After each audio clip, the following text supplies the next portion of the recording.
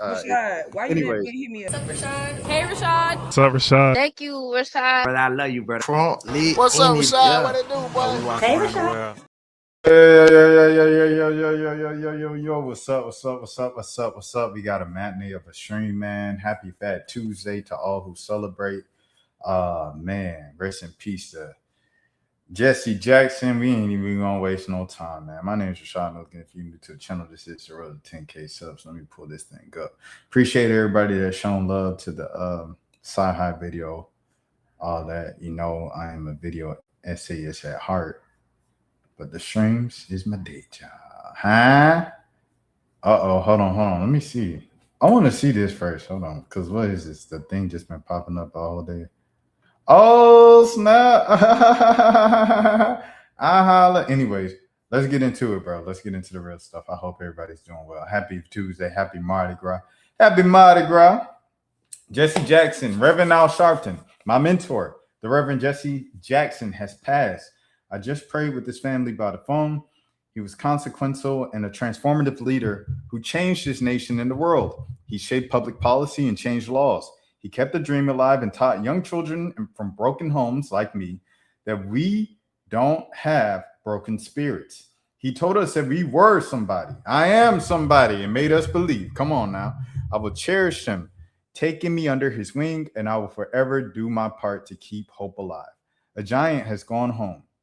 Sending prayers, so many prayers, love, and heartfelt condolences to the Jackson family and every person around the world whose life he touched and who loved him.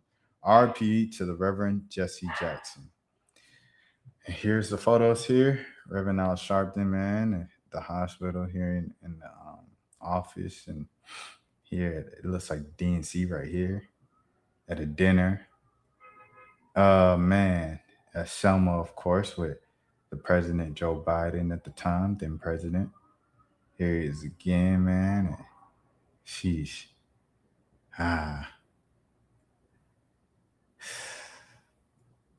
Man. Beautiful.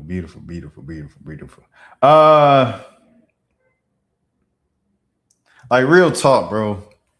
Just real. I'm gonna do everybody's stuff first. Then I'm gonna talk. I'm gonna do it like that. I'm not gonna talk in a minute. I'm gonna just show everybody stuff.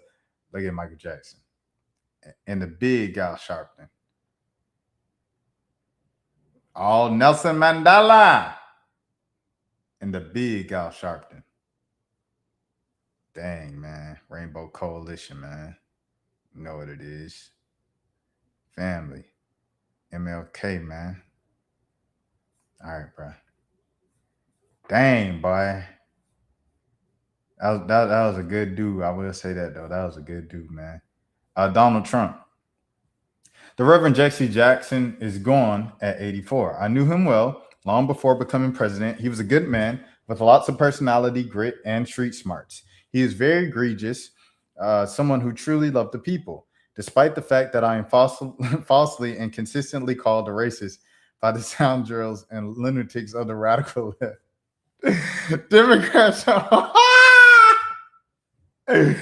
Democrats all. It was always my pleasure to help Jesse along the way. I provided office space for him and his Rainbow Coalition for years in the Trump building at 40th Wall Street, responded for his requests and helping getting criminal justice reform passed and signed when no other president would even try. Single-handedly pushed and passed long-term funding for historically Black colleges and universities, HBCUs, which Jesse loved, but also which all other presidents would not do, responded to Jesse's support for opportunity zones, the single most successful economic development package yet approved for Black business, men and women, and much more. Jesse was a force of nature like few others before him. He had much to do with the election without acknowledgement or credit of Barack Hussein Obama, a man who Jesse cannot stand. Okay. He loved his family gratefully, and to them I send my deepest sympathies and condolences. Jesse will be missed. President Donald J. Trump. Chaos Lamo. That is something, bro. That is the president. Hey, that joke of Trump, man. Like people say, like, he a funny dude, bro. Trump a funny dude, man. Funny dude. Okay. All right. I'll use this time now to talk about Jesse Jackson from my perspective, everything like that. Like y'all know, I have if you don't know, I do have a whole video and stuff like that about Jesse Jackson, probably from like a month or two ago, like when the family was announcing he's kind of in his terminal stages. So, man, my story with Jesse Jackson, he was just a good dude, and it's so important for me. Like I know I kind of like be like, yo, shout out to so and so, they're good people, but you meet and you come across so many evil and just rude, like selfish, feel like competing type of spirits, you know what I'm saying, in the industry, in the world, in entertainment, especially like when people get some clout and they get famous and stuff like that. Jesse Jackson had none of that, dog. He was literally like down to earth, everything. And I'm saying like within the civil rights space. Matter of fact, like, okay, I told this story back then. I'm gonna tell it again. So I met Jesse Jackson at Morehouse when Joe Biden and Kamala Harris were speaking there for MLK Day for to advocate for the John Lewis Voting Rights Act, right? So this was a couple years ago, and everybody was there, all the big wigs, Andrew Young, all the homies that still living. Then Jesse Jackson, Al Sharpton. I'll go over to Al Sharpton. Yo, Al, can I get an interview? Like, I'm asking all the big wigs for an interview, pretty much. Al Sharpton. Not this second. Let's ask me later. Ask me after the event. I said, okay, cool. All right. I go over to Jesse Jackson. Hey, Jesse Jackson, I'm Rashad Milligan. And give him the whole elevator pitch. Can I interview you? He said, yeah, come on. I said, what? And then I pull out my phone. I'm interviewing Jesse Jackson. I'm like, yo, I'm interviewing Jesse Jackson. I didn't know what he was saying because he had Parkinson's. Like what I found out later, he had Parkinson's and he had COVID during COVID. So getting COVID just it kind of expedited, like it really slurred his speech. So you couldn't really make out what he was saying all the time and stuff like that. But he was still a powerful speaker, everything. Anyways, I interviewed Jesse Jackson. I don't know what he's saying, but he's answering my questions and he's giving me thoughtful answers, and I really appreciate it. And afterwards, he stuck his hand out, gave me a firm handshake, and was like, nice to meet you, young man. Like, keep going. Like, I was like, bro, this is so crazy. Like, what the heck did Jesse Jackson? And so I walk off, whatever. Here we go. End of the event. Event ends. Of course, the vice president and the president got to go somewhere secure, whatever. Everybody else leaving. I run over. Who I see again? You betcha. Al Sharpton. Hey, Al, it's after the event now. Can I get you now? Buddy just looks at me. He had his mask on. He just looked at me, bro. Eye contact right in my eyes like this. Looked the other way and kept going. I said, boy, ain't no way, boy. Boy, ain't no way, boy. So that was my first impression of Al Sharpton. And the thing about Jesse Jackson before that, I went to Mississippi for my third job out of school. I was maybe 24. I was 24, right? So I just moved to Mississippi and I'm working for USA Today. At USA Today, this was back before you paid for verified and all that. You only get verified if you're like a journalist, a high profile journalist, or, someone at a big outlet, or if you're a celebrity. So I go to USA Today. I know I'm gonna get my blue check one day. And Dustin Barnes, God rest his soul, he got me my blue check. As soon as I got my blue check, we have the All-Star Weekend coming up. I want to say it was in Chicago, but I don't put that on me. And so All-Star Weekend's coming up. I get verified. The first person to DM me when I was verified, no lie, was Jesse Jackson, bro. It's a Reverend Jesse Jackson. And he emailed me a party flyer for All-Star Weekend in Chicago. It's like the Rainbow Coalition, Jesse Jackson Jam, All-Star Party. We're going to be fundraising for the Rainbow Coalition, this and that. He was like, hey, my friend, please spread this news. I was like, what the heck? Jesse Jackson? Like, what going on? But I geeked out, bro. I was like, oh, yeah, I made it. I thought I made it from having a verified blue check, but I knew I made it when Jesse Jackson DM'd me. The first person to DM me. And then I met him first time in person. Al Sharpton just curved me. I'm thinking he about to curve me. And he said, no, let's do it. And talked to me, eye contact, gave full answers, didn't rush me off, didn't run me off, took all the time. shook my hand, gave me that respect afterwards. Like, that says a lot about his character. Everybody's stories that you're hearing, they're like, oh, he a good dude, he a good dude, he this, he that. With all that being said, it's time to make the transition into the next topic. And I think this goes perfectly with that. Let's go. 2024, Instagram. I was the first American presidential candidate to raise the issue of Palestinian human rights. I said it then and I'll say it now. Our histories from South Africa to Palestine to right here in the United States of America are inextricably combined. Commemorating the Reverend Dr. Martin Luther King on his work and legacy to support peace and justice for all, I think about Palestine and the rights of the Palestinian people. With Dr. James Zogby, a dear friend of mine and a director of the Arab American Institute, which stood in 1988, 40 years ago, advocating for peace and justice. As I said in Lebanon in 1979, we do not seek to exchange sufferers, rather to stop suffering. This is what I'm still fighting for in 2024, with a rainbow coalition of Palestinian, Jewish, Arab, Muslim, and Black conveners at our emergency summit for Gaza, calling for a ceasefire and humanitarian aid for the people of Gaza. Hashtag ceasefire now, hashtag ceasefire, hashtag keep hope alive, hashtag I am somebody, hashtag love, hashtag peace, hashtag summit for Gaza. And he gave photo credits to every single person, bro, from the dang 60s and the 70s, bro. That's a real true jit, man. That was a real true jit. Here he is, Reverend Jesse Jackson with MLK doing the work, bro. And here he is with his dear friend, like he say. A thing, man, Nelson Mandela. Allah bless you, Jesse. Yes, yes. No surrender. Long life Palestine. Yes. Long live Palestine. Yes. Free Palestine. Free Gaza.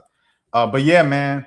Like that's the thing, bro. Like I remember the second thing. So I met him in Atlanta, but it was also I went up to New York for the Rainbow Push Coalition. I think it was 25th anniversary. It was one of those anniversaries, right? And I covered him up there, and then he did the "I am somebody" speech. He said, "I am somebody," and like his voice, he still had it. Unc still had it. You know what I'm saying? He like used all of the mic to speak loudly and everything like that in that one moment. So like, man, that was just something just crazy to see. And then he spoke again at the stock market exchange, and I was up there recording because I was interviewing like I'll Be Sure and Pete Rock, and so like they're like, nah, Jesse about to speak, and so they had to get out the way. So then I stepped down, and then someone pushed me in the back to like stay up there to keep recording him. So I'm recording him up, and then eventually they was like, you got to step down the steps, Rashad. But I was right there in the face, bro. Like real legend, bro. Real legend. It's a moment I'll never forget, bro. A day I'll never forget. Like. Shout out Reverend Jesse Jackson, dog. But yeah, man, there you have it. There you have it. This man spoke up for Palestine back then. He's speaking up for Palestine in recent times. And that brings us to the NBA. Yeah, look. Hey, you see how I did it? That brings us to the NBA. Okay, here we go. Here's LeBron. This used to be my boy, Christian. Yeah. Christian unfollowed me. I did a video about him. Season, and then what else with Christian, and then yeah some other stuff and everything. I was like, okay, probably by association. I respect it. Anyways, Christian, he had this video of LeBron, so shouts out to Christian. Israel. If I have fans over there, I've never been there. If I have fans over there, then I hope you've been following my career. I hope I inspire people over there to not only want to be great in sports, but I want you to be better in general in life. So hopefully someday I can make it over there. Like I said, I've never been over there, but I've heard nothing but great things, and I appreciate the question. Fans, what message would you like to send for Israel? So they had reporters all weekend asking specifically about Danny and asking about in Israel the entire weekend. No one, of course, but you know. So yeah, hold on. Let me see if I can see the video of the reporters calling him. Okay, here it is. Hold on. Denny and Danny. Let me see. Danny.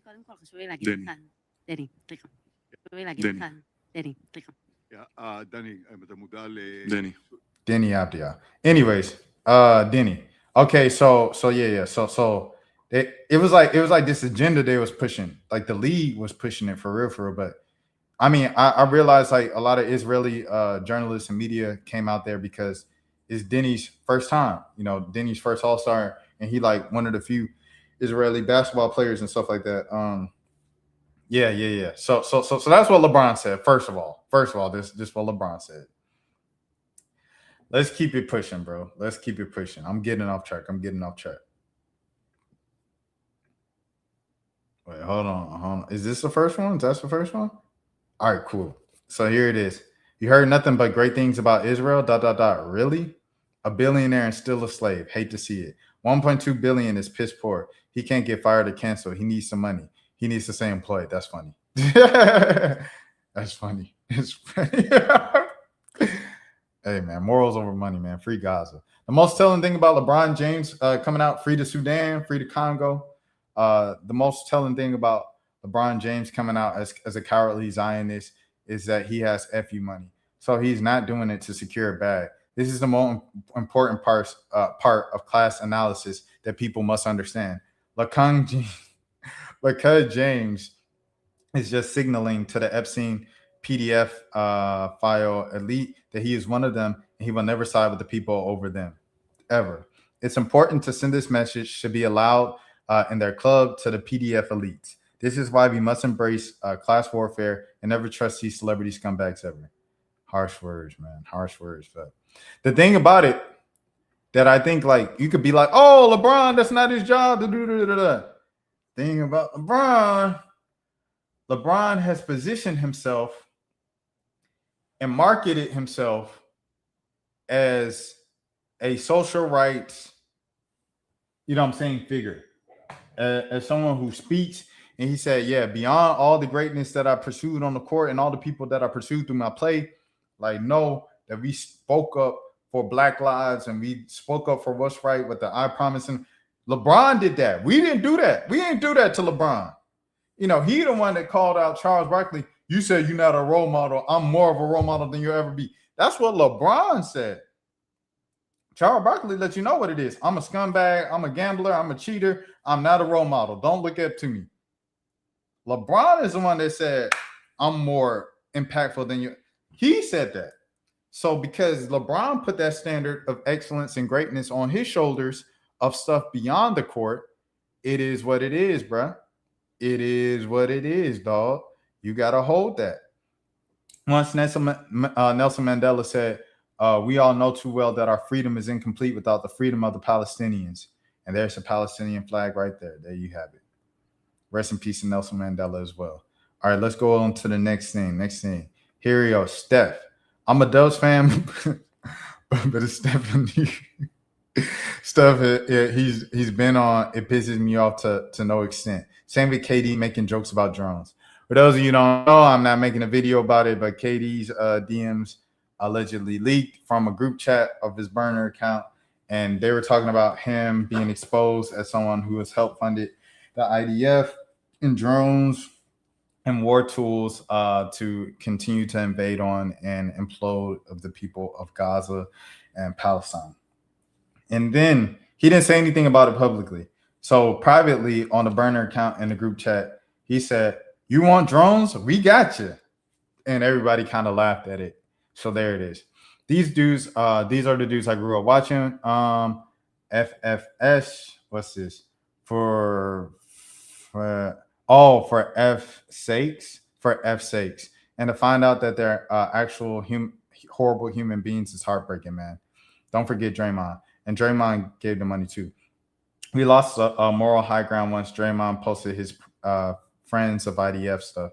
Yeah, so they've been on Draymond. All right. The whole Golden State Warriors. All right, so then that goes up. People bring up Kyrie. Hold on, my bad.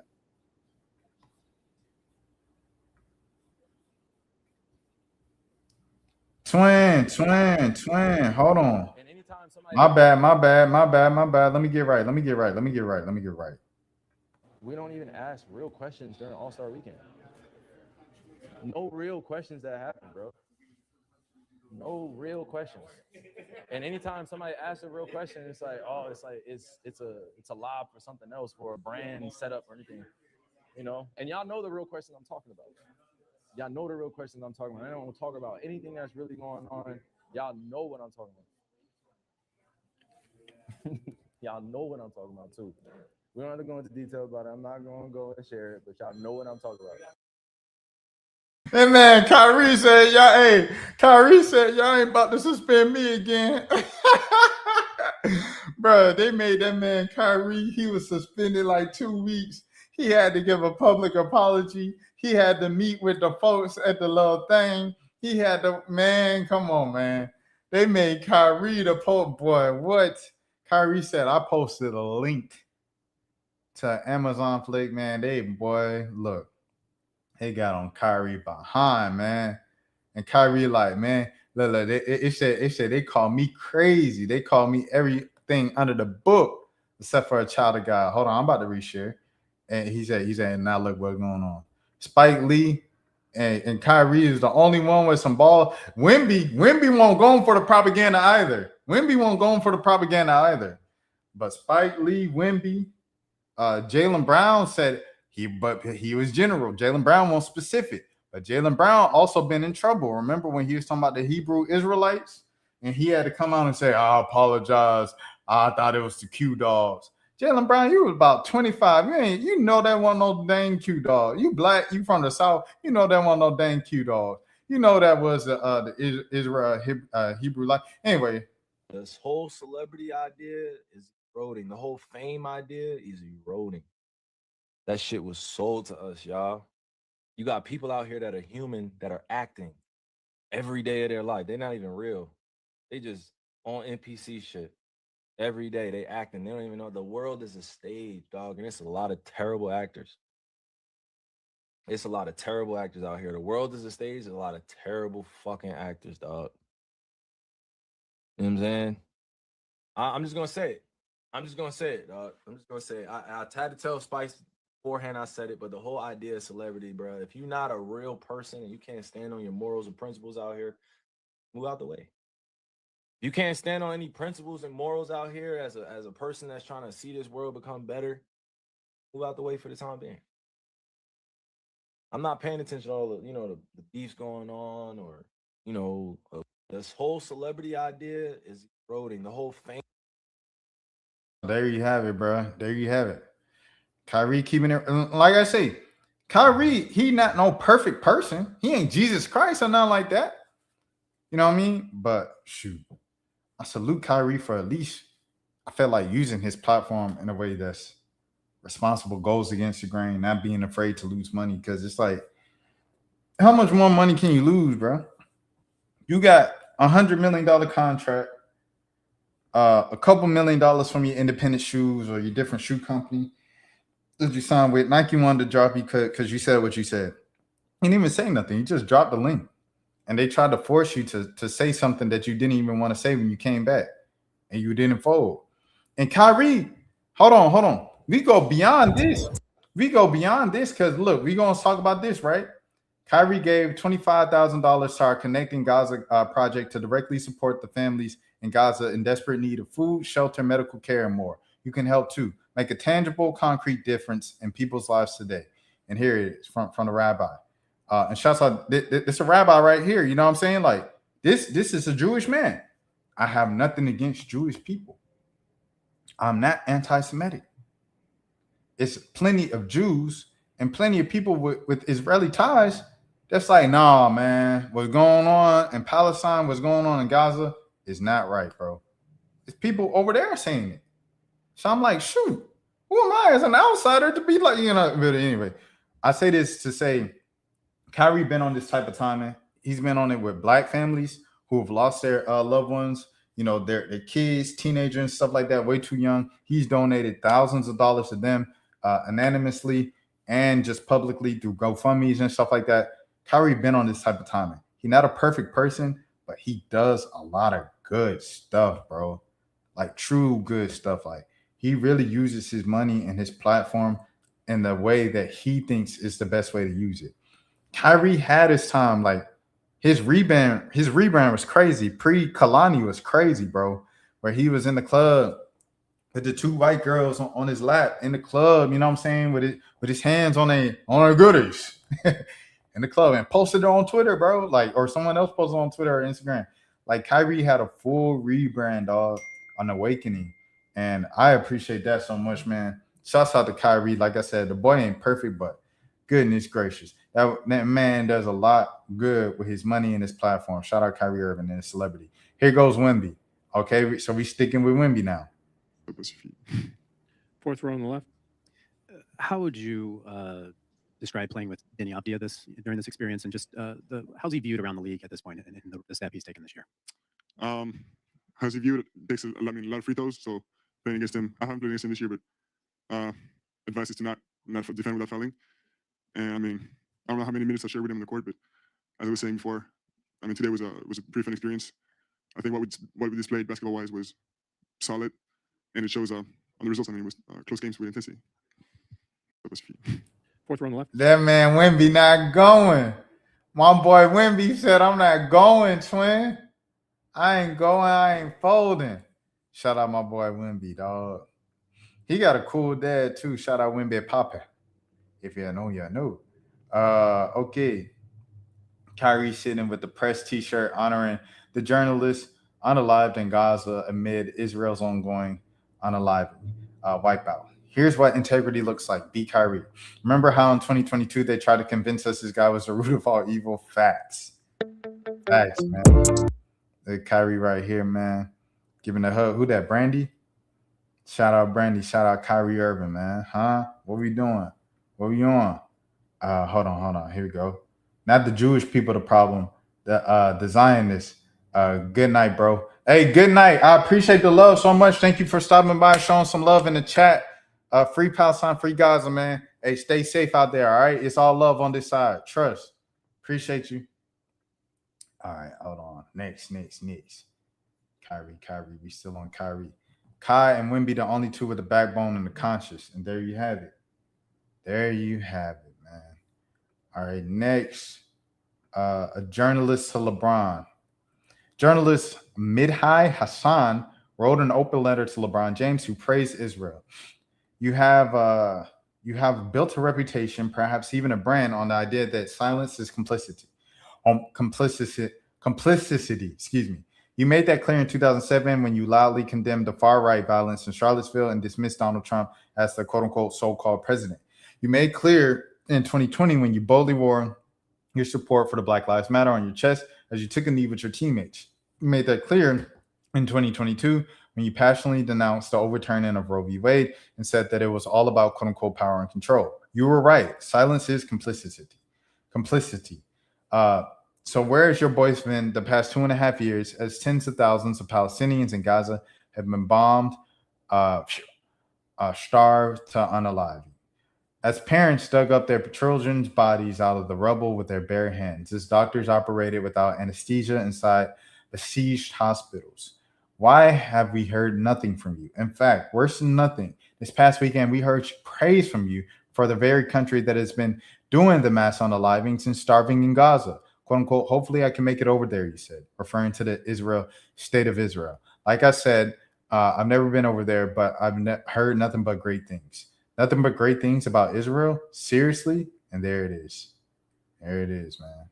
Shouts out to Christian, man. This video making it around the whole world, dog. It's international world news. It's crazy. And then someone made this. Jews control Hollywood. Okay, let's go about sports. Ron Perlman, Jews control Hollywood. Okay, let's go about sports. Like Jews, we don't do sports. We don't play sports, but we own the sports teams. 50% of NFL teams, 50% are owned by Jews. We make up 2% of America. We own 50% of NFL teams and about 33% of MLB, NBA, and NHL teams. Ron Perlman, Jews control Hollywood. Okay.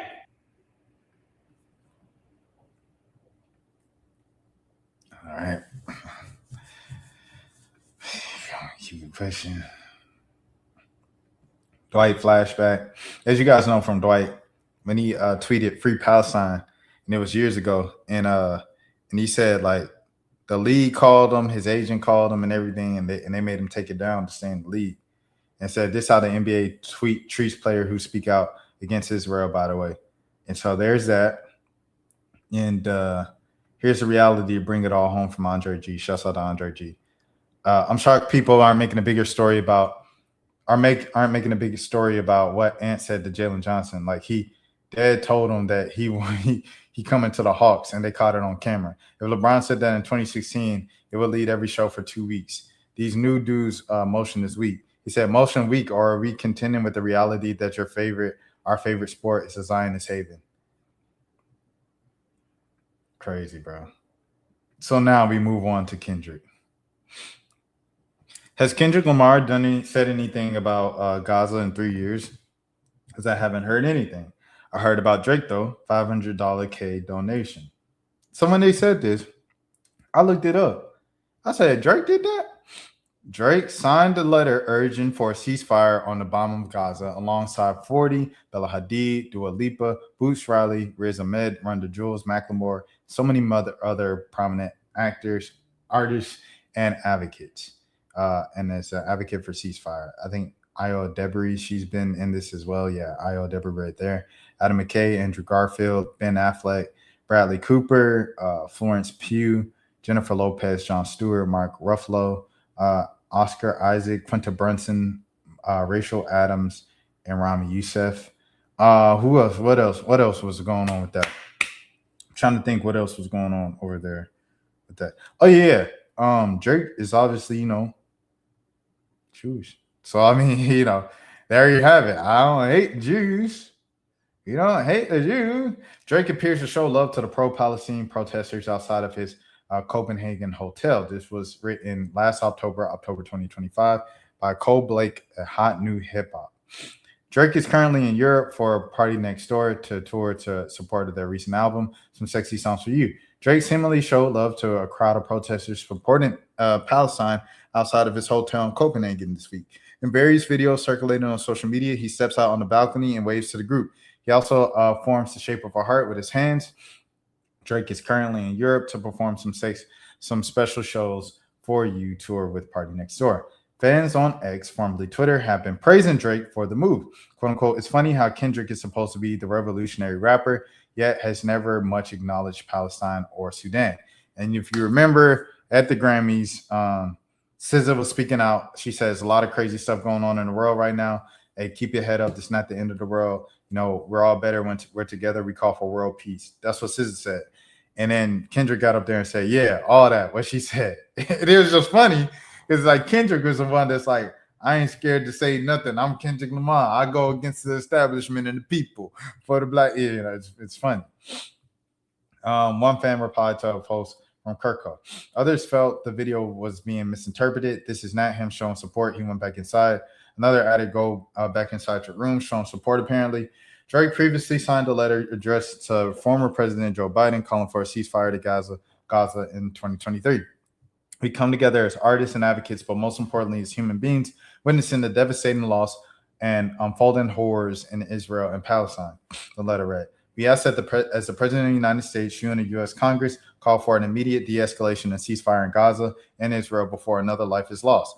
Other artists that signed it happened to be Victoria Monet, Jennifer Lopez, Macklemore, Jordan Peele, Amine, Kaytranada, Belly, Kaylani, Killer Mike, 40, and more according to Vibe. And then if you remember, what did I want to say? What did I want to say about this? What's this thing? Drake showing love the guy. What happened with Biden? They called for a ceasefire. Biden called for a ceasefire, and Kamala Harris also did throughout her campaign trail, right? But the U.S. was still sending money to Israel. So it was just like publicly they were doing it for the look, but it was just weird. So here's Drake right there. Nothing but Palestinian flowers. And he, showing love to him and stuff like that. Love. In other news, Drake is currently preparing for the release of his highly anticipated studio album, Iceman. He's already released 2 singles from the project, What Did I Miss, on July 5th, followed up by the collaboration with Central C on Which One on July 25th. Drake still hasn't confirmed the official release date for Iceman, but it's teased that it's coming soon on several occasions. His ongoing tour, Party Next Door, is set to wrap in September. Johnny Manziel has also hinted that the project will arrive this fall. It did not arrive this fall. Okay, all right, let's go to the next thing. I did think that was interesting, though, from Drake. You know what I'm saying? We get on Drake a lot. I get on Drake a lot. Here it is. So Beyonce posted Bad Bunny's show on her story. And then she posted this picture that said the only thing more powerful than hate is love. And then she posted a picture of herself with the Puerto Rican flag. Keep in mind, by the way, Bad Bunny is a Rock Nation artist. I'm not sure if people know this. he's a Rock Nation artist. So this girl said, "No, girl, this just won't do anymore." She's saying it's not enough. It's not enough. Few solid left, but it's not enough. Few that I really stand, but it's not enough. So now this other thing about Beyonce. Someone said, "Hi, my name is Medi, and I have considered making this video for a few years, and I didn't because I was nervous to record myself and post it. But I'm at the point where why not? So this is a story time, kind of, but also kind of a plea for help from the TikTok fam about my dad and Beyonce. Yes, that Beyonce. So my dad was Beyonce's stage manager and production manager for over 20 years. You can look him up. His name is Terry Cooley. And this is him. This is also him. This is back in 2013. This is a meme that went viral on TikTok, Twitter a long time ago of him. And this is him. And this is actually, I'll link it in the bottom. This is actually a short film that Beyonce had her team make. It's about 2.5 minutes. I encourage you guys to go watch it. It'll really substantiate what I'm about to say. But it was about the work. It's called Mrs. Carter Go for Terry. And it's about the work that my dad did with her and did for over 2 decades. And this is my dad. And this is me and my brothers and my mom. And this was at my graduation. And so that's my family. So here it goes. My dad worked for Beyonce again for a really long time. And throughout those years, he was, the stage production manager. And for those of you who don't know what that position entails, it's everything. She is known for putting on some of the most elaborate, amazing, beautiful tours, concerts ever. And my dad was at the heart of them. There's usually a couple different stage and production managers, one that designs the stage and controls the design of the stage, and then one who oversees the creation of the stage and the actual show, putting on the show, piecing everything together. And that is my dad. He is the heart and soul behind the Beyonce that you guys know, behind the performances and the shows put on by the Beyonce that you all know. So around a couple of years before COVID, maybe a year before COVID, my dad, who also tours with other people, whenever Beyonce's not on tour, he's toured with many, many other people. And so at the time he was doing I believe a residency with Mariah Carey in Las Vegas. And there was an incident where, it's kind of complicated, but essentially he collapsed and he was having some issues with his neck, some pinched nerves. They had to take him to the hospital. He had to be taken off the residency. He came home, he ended up having to get surgery. It was a pretty big deal. But the diagnosis was essentially that my dad was overworked. And that's not by any fault, particularly of Beyonce or anybody else. My dad's just a really hard worker. And going back, if you go watch this video, it will exemplify that. My dad worked, 22-hour days when he was on tour, and he'd be on tour for months at a time, traveling the world. So you go from airplane to tour bus to working 24-hour days, setting up, starting, closing down the show, sleeping for 3 hours, and then doing it in another city the next day. So my dad worked his ass off my entire life. And as a result, he ended up having some very extensive and severe physical trauma. So he ended up getting treated. He got his surgery, and then COVID happened. And when COVID happened, there were no tours, and my dad got paid on a as work basis. So when there's no tours, there's no money. And so during those couple of years during COVID, where there were no tours to be had, my dad had to use his savings to pay all of my family's bills. And that ran out. And so the house that my parents built when I was little and that I grew up in, my parents had to sell it because they didn't have any money. And so they sold their house and moved into my grandmother's house. And then less than a year later, the Hurricane Helene hit, and my grandmother's house flooded. And it flooded about 5 feet, and my parents were displaced. My grandmother went and moved into my aunt's house, and my parents, by the grace of God, literally, and our church and the connections in our small town, were able to move into a home owned by this man from our community who's been so kind to let them stay there for over a year, during which time my dad has done everything he can to fix the house. But financially, it's just they're at a stopping point and they can't get back into their home. But nevertheless, going back into how this is relevant to Beyonce, my dad spent a few years during COVID rehabilitating, and he never fully got back to the physical ability level that he was at before his incident. But nevertheless, he rehabilitated himself extensively, and he was elated when he got a job opportunity to go with Beyonce to a hotel opening, if I'm remembering correctly, in Dubai. And so, this was a big deal. This was the first time my dad had gone back out into the field since his injury. He was excited. He missed his work. He needed the money, right? So he goes out to Dubai. And I can't remember exactly how long he was out there for, but essentially he got fired because of his physical state. The team that was working for Beyonce at the time, and mind you, again, my dad has been not only on Beyonce's team, but one of the head people in Beyonce's team for 20 plus years since he was working with us, since she was in Destiny's Child. They decided that he just wasn't keeping up enough because he couldn't walk fast enough and he couldn't move quickly enough, even though, there are plenty of positions that they could have given him where he could sit behind a desk and help design the stage, or, have fewer, maybe not be expected to work 24 hours straight, right? But rather than make accommodations, they made the determination to let him go. And okay, so long story short, here we are today in 2026. And my dad has been out of work for a few years, and they being my mom and dad, have hit a financial wall that my brothers and I can only help so much with, because this is the American economy, right? We have to take care of a million things. And I worry about my dad because he put his heart and his soul into Beyonce's career, and other celebrities too, but primarily her. And they cut him loose and fired him after 20 something years of service, after he gave his health and his body to helping her succeed. And without so much as a livable or a substantial severance. So where we're at now is that my dad is suffering financially, and he's suffering emotionally, because he was basically, my boyfriend compared it to Cam Newton the other night, if you're a football fan, but those who know that I guess Cam Newton said once that he knows in his mind that he's done playing football, but he doesn't know in his heart. And that's my dad. Sorry. So anyway, I'll make this short.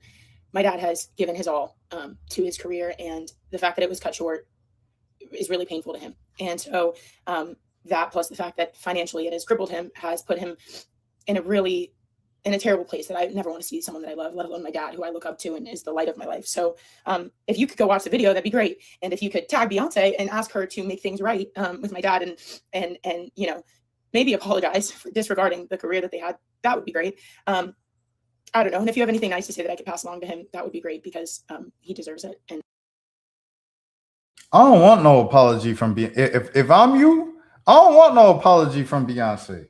If business is business, business is business. A severance package, though, like you say, a better severance to have a livable lifestyle for the next 20 years. Yo, so-and-so, Papa Cooley, you looked out for me for 20 years. I got you for the next 20. You know what I'm saying? We love you, everything like that. Business is business. You're not up to speed.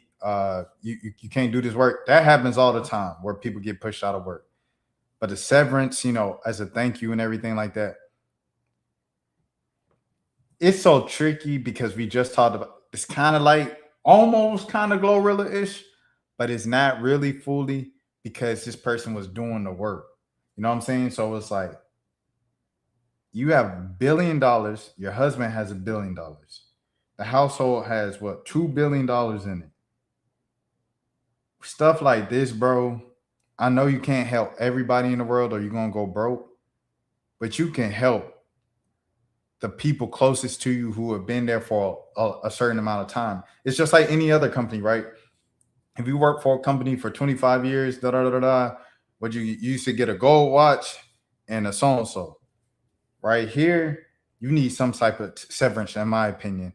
If the man been working beside Beyonce for 20 plus years, he no longer can really, because what it sounds like, Beyonce's Trini is kind of requirements and schedule, and to like just kick him off to the side of the road, to move on and get a younger kid and just run him into the ground, that's business. Is it right? No. Is it ethical? Not really, but it's business.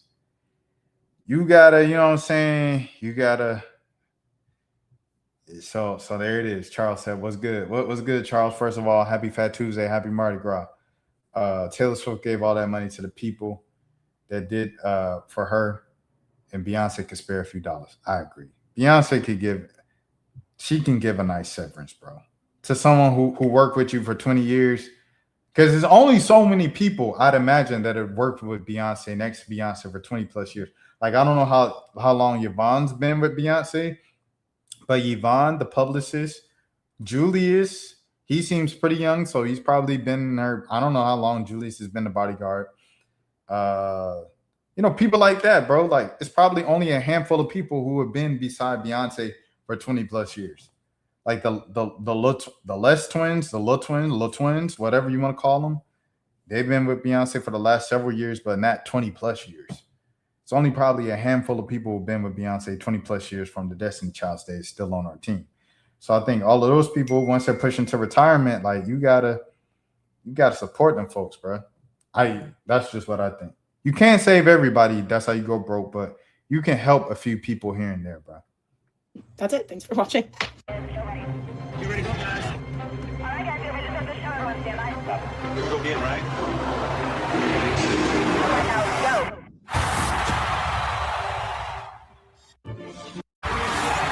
People see mostly results of our work, but not all the things it takes to get our jobs done. Yeah, you doing all that. You moving the whole stage and the speakers and you chauffeuring Beyonce to the stage and back, doing that 20 years. You can't even get $40,000 a year. Beyonce, you can't give this man $40,000 a year, gang.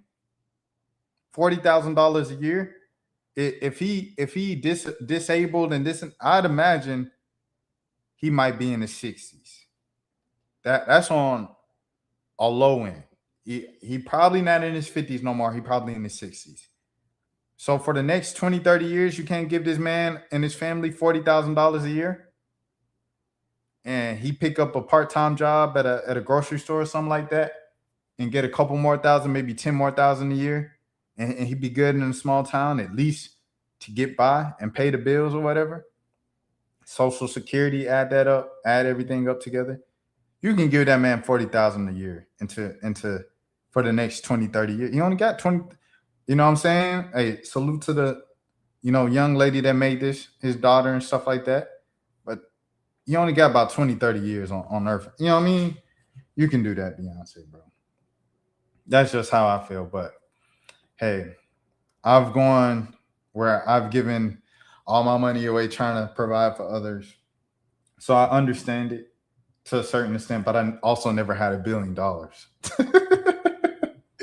All right, we're going to go, Taj, speaking about the negotiations, man. Everybody's a free agent this year. We all made sure that when we signed our last contracts that they ended with 2025 because we knew that we were coming into a new CBA in 2026. So this year for the WNBA, which is why we're even trying to negotiate even more right now, is because we can't have an expansion draft. We can't have a draft. We can't have anything. We can't even have our free agency talks because there's no CBA to even base off of. I can't even go negotiate a contract with any team in the league because we don't know what the cap is. We have no idea.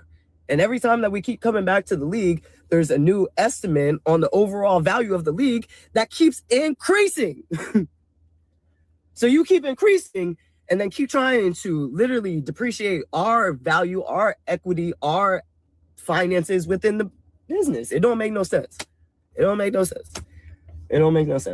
want to hear shit else about our league loses money. Every professional league, every organization loses money somewhere. Literally look at their expenses for the year. You can literally look at the Brooklyn Nets expenses for the 2026 or 2025 season. You can't tell me they're not losing money. You're talking about teams that are flopping in the NBA. I don't want to hear none of that shit. But I will tell you what does happen for owners. Like, I remember in our meeting at All-Star this year, the Seattle owner came up and was like, you don't understand, we lose all this money, X, Y, and Z. And I just, like, we were like, girl, first of all, you get a write-off because it's a real estate investment for you. So already money off. You rent it out, you sign it, you have signage all over the building. You rent it out for leagues to be played with that you don't think that we know that you're getting excess money on, and all the other shit that comes with it. So, like, what are we talking about? What are we talking about? So, yeah, we'll give you updates on the CBA when we get updates on the CBA. But for 8 months, we have gotten no update. We have gotten no update for the last 8 months from the league. So, yeah.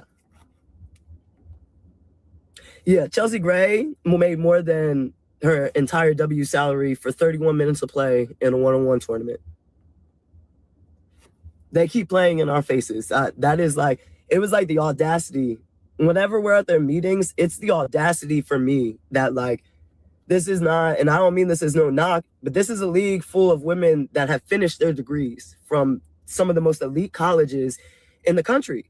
And you're telling us we don't understand basic economics. You're telling the Fisa and Stewie that they don't understand a basic business plan after they started Unrivaled. What? The proof is in the pudding. What are you talking about? What are you talking about? What you talking about? You want to take a huge ass percentage of the whole pot, and then what's left of the pot, we have to split. What the fuck are we talking about? If you're taking this big ass piece of the pot, then why the fuck are we splitting the other side that is ours? Why are we splitting it? Because this is what it looked like. This is what it looked like. This is what they want to give us to split. So essentially this is what they're trying to give us. And I'm not fucking playing with y'all. Like, on everything I love. I can't tell y'all the percentages, but if this is what they're giving us, this is what we're expected to get because we have to split that. Fucking sense does that make? What is? No, I'll be damned. I will be damned because I've played in this league since 2015. I'm going into year 11. And from the time that I came into this league until now, we have fucking blown the roof off the bitch. We have blown it. We have blown it off the bitch. You could go back a few years ago and be like, nah, we can't give it to you. And we'd be like, we understand because we're not there yet. That's what we did a few years ago. We're not there yet. So we're going to take the fucking short end of the stick. But when we get there, we're not taking the short end of the stick. We're not doing it again. So, yeah. We're going to get into these CBA talks, but we're not backing down. We're not backing down. We're not taking no fucking percentage that y'all would be disgusted if you heard the percentage that they want to give us. It would actually. And if I didn't sign the NDA, y'all know I'll fucking tell y'all. We can't talk about this shit. I'm going to get fucking sued. But just know, this is what they want us to split, which means that we get about this. We want this. Not this. We want this. And y'all can have all of this. But we just want this. This is all we want. This is all we want. This. My head barely fucking fit in it. This. You feel me? This. Nah, it's not just all on Kathy. And that's me telling you. It's not just all on Kathy. We still have to answer to the NBA. So, Adam and Kathy. Both of them. Add Adam to it. Add Adam to it. We're not even asking, like, people are like, oh, you can't get with that music. They get 50%. They get 50% in the NBA. They get 50%. We're not even asking close to that. We're not even asking close to that.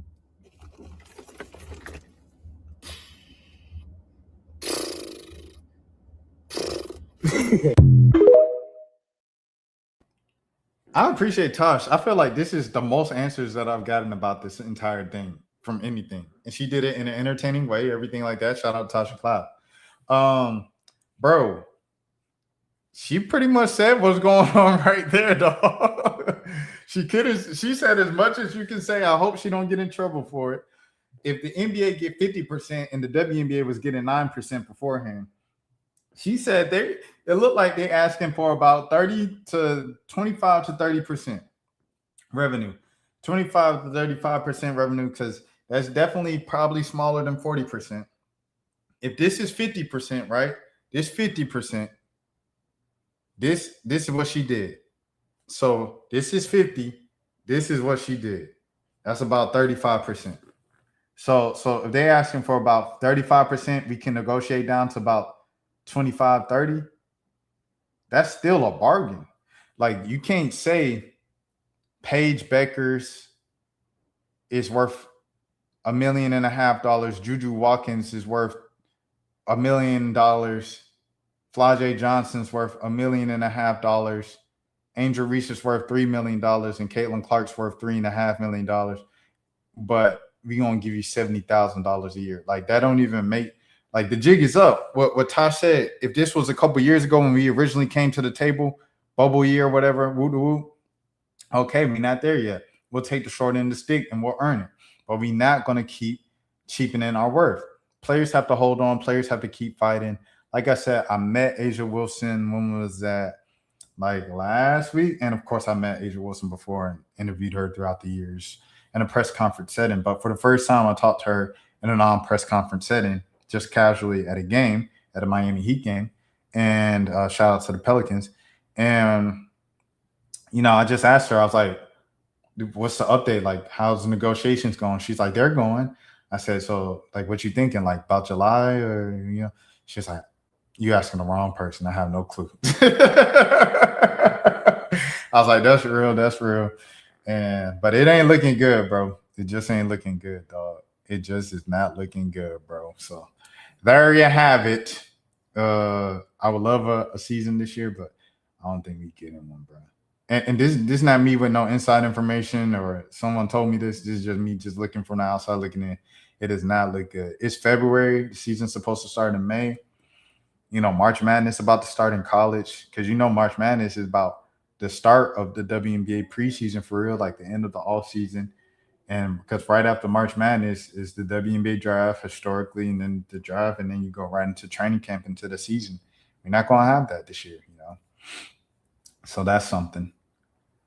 It's sad, but that is what is going on right now in the W. So enjoy this. I enjoyed the one-on-one. Everybody else enjoyed the one-on-one from the comments. People who don't even like the WNBA was in my comments, bro.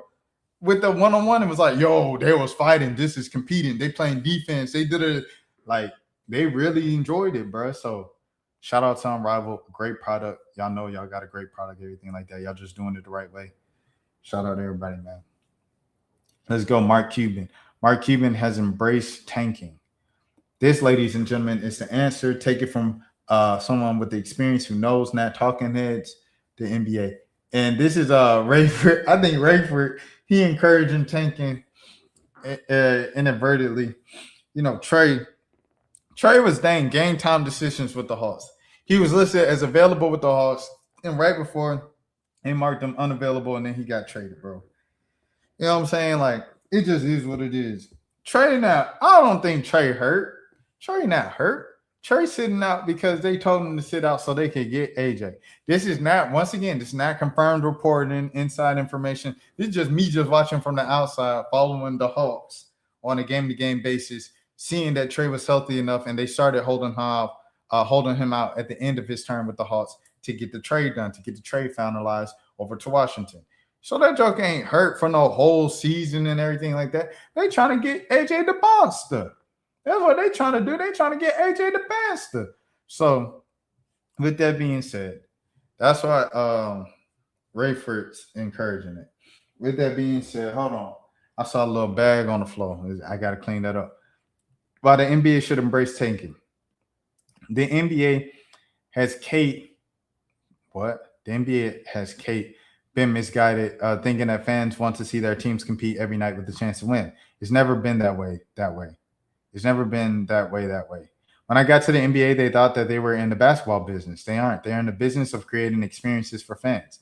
If you can remember the score from the last game they saw or went to, They can't remember the dunks or shots. What they remember is who they're with, their family, a date, friends. That's what makes the experience special. Last game I was at, I met Asia Wilson, and it was Miami Heat and the New Orleans Pelicans. Jordan Poole didn't play for a 9th consecutive game, and the Pelicans lost once again. The Pelicans are now 5-5 of the last 10 games. Zion Williamson, he played his 31st game in a row, which is crazy because it's like, dude is known for not playing any games. So shout out Zion. And he credits his trainer, Chris, for that. With that being said, let's get back to this. Their family, friends, and the date. It was like the first home game without Jose Alvarado. I believe so, too. So there was that. Jeremiah Fears had 20 points. I remember that. Fans know their team can't win every game. They know only one team can win a ring. What fans care about their team's record is want. What fans care about their team's record want is hope. Hope they can get better and have a chance to compete for the playoffs and then maybe a ring. Then one way, get closer to it via the draft and trades and cap room. You have a better chance of improving via all three when you tank. We didn't tank often, only a few times over the last 23 years, but when we did, our fans appreciated it. And it got us to where we could improve, trade up to get Luka, and improve our team. The NBA should worry more about fan experience than tanking. It should worry more about pricing fans out than tanking. You know who cares the least about tanking? A parent who can't afford to bring their kids to 3 kids to a game to buy a kids a jersey of their favorite player. Tanking isn't the issue. Affordability and the quality of game presentation are. All right, so here's the thing, Mark Cuban. If you tank, right, the parent who brings their 3 kids to the game that can't afford to bring their 3 kids to the game and takes them to the team store to get their team's favorite player's jersey, that favorite player is going to get traded. You know why? Because of tanking, he's going to develop a reputation of, oh, this guy's not a winner when the franchise told him not to win.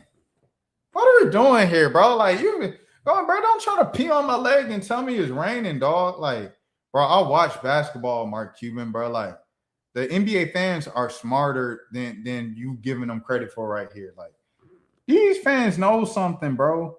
And you know what tell you that? YouTube will tell you that. When random jokers around the country they're playing, they doing the background screens. And every time 25% of the time he do the background screens, he going to make the left-hand leg. Like, they're breaking the game down with mathematical things. They're breaking down the cap space in the CBA better than some of the team owners and GMs can in the league right now. They scout better than some of the scouts out there right now. They can draft better than some of the people drafting and know what's right in business move. They know all the stuff about basketball, bro. Random fans just with Twitter accounts and YouTube accounts, bro, and YouTube channels. You can't tell these fans that they ain't smart, bro. The same fans been begging to get Kenny and Chuck and Shaq off the air because they prioritize jokes and entertainment above actual basketball talk. And then they shout it out, you know what I'm saying? John Wall, when he talked about basketball on NBA TV, they shout out Blake Griffin and Dirk Nowitzki and all them jokers over there at Amazon when they talk about basketball. So it's like fans know basketball, especially these days more than ever. And fans care about basketball. No fan wants to go to a game and just watch a team lose all the time. I'm telling you, as someone from the media who goes to games of one of the lower teams on the totem pole in the last 2 seasons, and I've gone in the middle of blowouts to walk the concourse on the upper deck and the lower deck, talking to fans directly. And majority of those fans do not enjoy the experience of watching a team lose again. It's not an enjoyable experience for anybody involved, bro. Stop, dog. You don't even have to tank. The Pelicans this year aren't tanking. They literally cannot tank. Well, you know why? Because they don't have a draft pick. They're losing naturally because they just don't mesh well. They aren't a good team together. A lot of good individual young talent. Together, they are not a good team. They don't have the right coach, the right scheme, whatever the case might be. They're playing better under James Borrego, but they're still losing. They aren't tanking on purpose. They're losing because they're just not good together. It ain't working.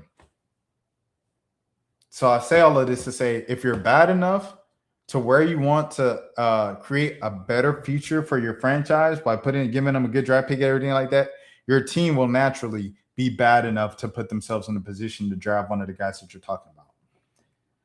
So stop that, bro. We not doing that. He said, sorry for the typos, was rushing out the door. Thank you. Nah, I ain't going for that at all, bro. You play to win the game, bro. You play to win the game. Bro, don't let me find out you have some real inside information because my FanDuel is going up. Nah, I ain't got no insider information. Man, come on, dog. That's all I'm saying, though. It's just like you play to win the game, bro. Like the whole point of sports is competition. You play to win the game. If you're bad enough, you will natural selection. Man, the team bad enough. We trying to win. We playing our hearts out. They just keep winning. These veteran teams know how to close games better than us. By the end of the season, you're going to have a worse record than everybody else. It will happen. Ping pong balls. The Mavs got the number 1 pick last year with like the 11th best chance. The Hawks got the number 1 pick the year before that with the 13th best chance. No, tanking is trash. No, don't tank. If the team is bad enough, they're going to lose. Things are going to balance out itself, bro. Compete. Win the game, bro. That's what we here for. We here to win the games, man. What are we talking about right now, bro? You play to win the game. Hello? Making me mad, bro. It really honestly just makes me mad, bro. It's like the entire point of sports is to win. It's competition. It's a competition. It's a sport. Why are we playing not to win? That's not even competing. That's not even point of sports. No, sports is not bigger than winning and losing. It's literally that. To win or to lose. That's the point of sports. 75% of hip-hop Twitter accounts are secretly funded by Kelsey, and it's nasty. Is T-Law 444, the new Baby Keem album in 2026. Doesn't even sound real. I can't believe it. And there it is right there. Kelsey, Family Ties, and then Kelsey again. How I feel when I hear I'm Too from Baby Keem on Casino, and another one. Will J. Cole be on there? If they make a song like this again, I won't be mad if he's on Iceman. And it's big as the Super Bowl. So I call him out. Kelsey, once again, gambling's running America. It's running the media. It's running everything that we see. I ain't selling out for no. I'm not going. Look. Now, have I ever read one of them gambling ads for the thing? I have. But that was a platform that I did not own. I own this platform. Well, Google owned it and YouTube owned it. But I own the platform under the platform. And I ain't going for it. As long as I can control it, as much as control that I have within the space of the condensed version of YouTube, I'm not going for it. I'm not pushing no gambling propaganda. You can't win from gambling. So there you go, Charles, talking about your FanDuel account. You can't win from. You can try it all you want. You can't win from gambling. Because you win big and you're going to keep gambling. And then you're just going to lose more than you win. Like, it just goes. The only way you can win from gambling is if you have more earnings than what you spent and then you die. That's the only way you can win from gambling. Every other time, because if you live long enough to keep going, you're going to eventually lose your money again, bro. It just is what it is. I don't make the rules. All right. Next. He's developed an app to stop your scrolling, to stop doom scrolling. Here we go. Let's click on it, see what the young man talking about. Hours and hours scrolling on shorts every single day. So I built an app to fix it. Hey there, my name is Senor Rabah, and I'm 16 years old, self-taught developer. And this is why I scroll. Alright, so hey guys, let me just run the projects. First, let's get on this. Alright, let's run.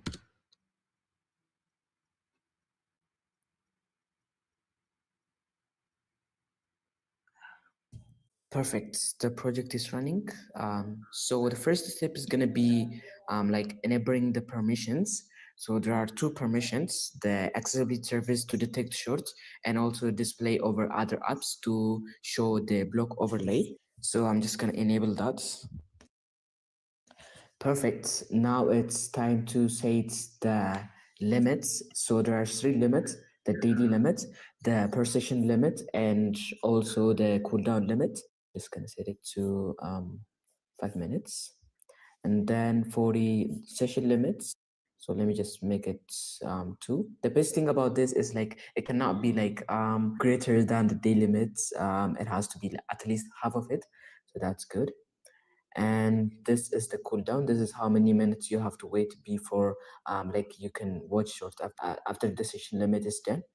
You can set it to 10 hours if you want to for the cooldown limit. Perfect. This is what the dashboard looks like. Here I have the progress bar. All right, let me test it out.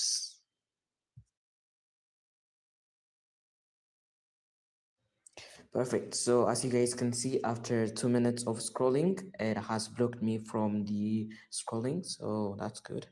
All right, so here you can view your progress, and also this is what the setting looks like. In the settings, you will be able to edit the daily limit, session limit, whatever. And there's also a feature which is known as a temporarily turn off. So you can turn off while scroll temporarily. And also there's a cool feature which is the focus mode. In the focus mode, you will be able to you will be able to like block shorts for the amount of time you want. So yeah, that's it. Thank you for watching.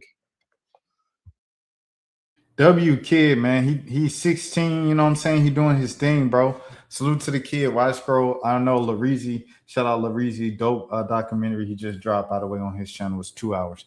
But he's talking about having this block where, you know, it does the same thing. It blocks him.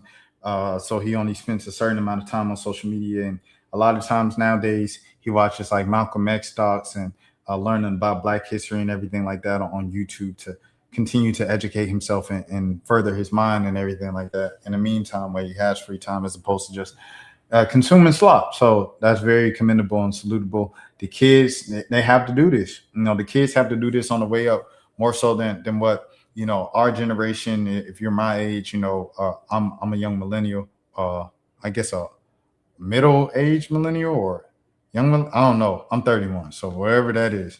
But I'm not Gen Z, so yeah.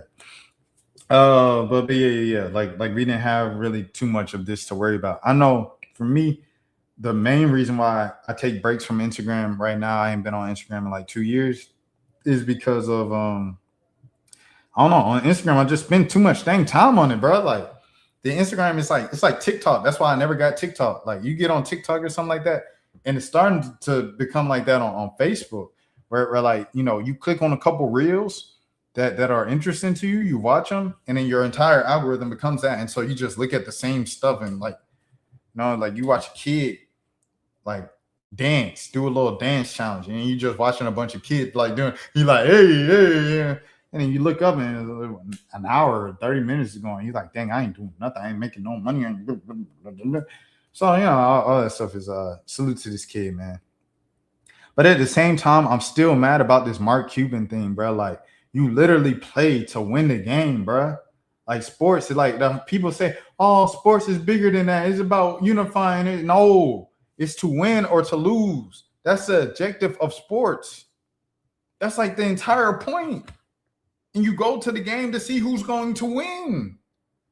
This y'all talk so much every time. Oh, the participation trophy era. Oh, it's so weak. Everybody's so sensitive. Everybody's so soft. Well, listen. Why can't we compete in an all-star game anymore? Why doesn't anybody want to win? Why does nobody care about winning anymore? Ring culture, you know, so and so. They made rings. They made this. Man, y'all sound weak when y'all say stuff like this, bro. And y'all say, oh, it ain't about who wins. The overall win is about the family that has a good time and eat some nachos at the game. No, we came to the game to watch hoops. We want to watch a quality product on the floor. I do not care about the little circus show that you booked for the halftime little 5 minutes. I do not care about the little in-game entertainment just to keep me from looking at my phone during a timeout. I do not care about any of that. What I want to see is quality basketball. I came to a basketball game. I did not come to a circus show. I did not come to a fan experience. I came to a basketball. I did not come to a 3-hour t-shirt toss. I came to a basketball game. I want to see a quality basketball game. I don't want to see you losing on purpose for you to get the 8th pick in the draft again. You're going to get the pick and you're going to get number 8. They're going to rig it to whoever traded their superstar anyway. Well, LeBron said it himself.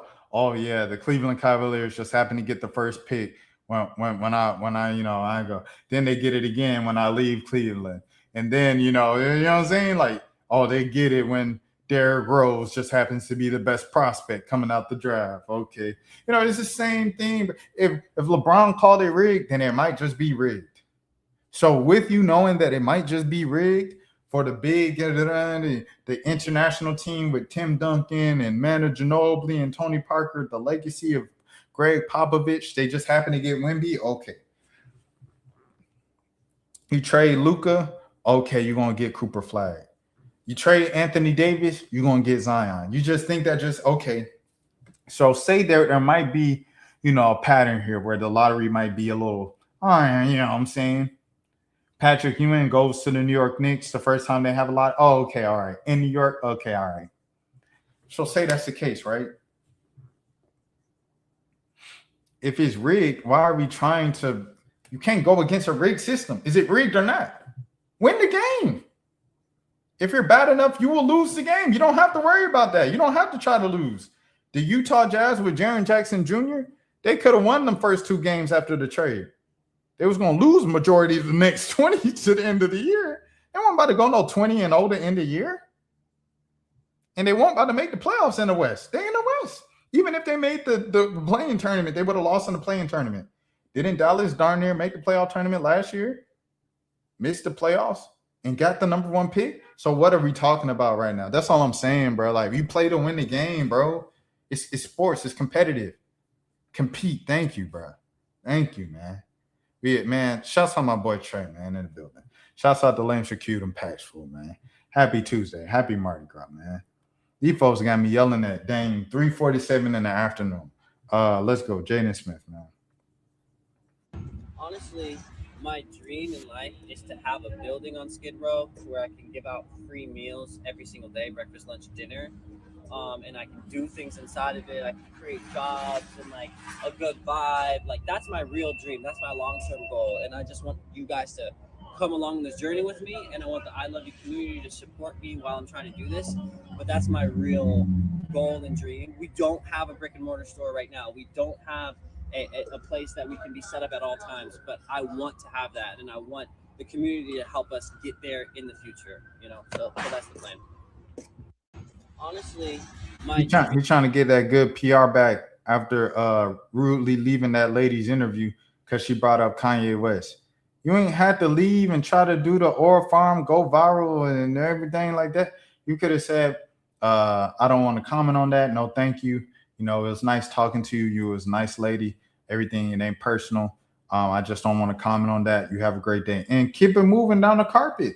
And it had to be no rule. Look at the lady in her eyes and then roll your eyes and walk down the carpet and just ignore everybody else on the carpet. He trying to come up with good PR. Oh, yeah, we want to provide a home with food for the homeless. And Jaden Smith been doing this for a minute. He been on the homeless stuff for a minute, like the giving the box waters out, everything. So this, he ain't new to this. He true to this, 100%. The I love you stuff. He been on this for a minute.